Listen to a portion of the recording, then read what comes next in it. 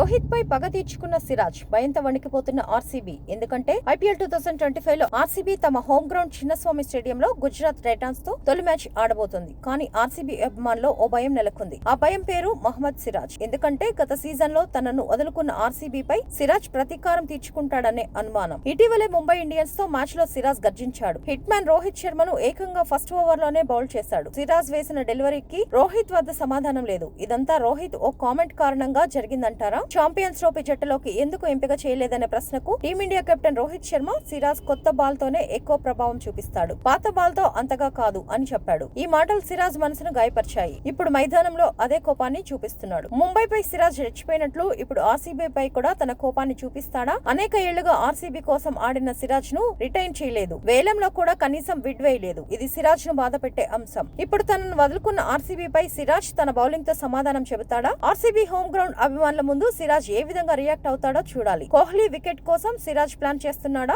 RCB అభిమానుల భయం నిజమవుతుందా? వేచి చూడాల్సిందే.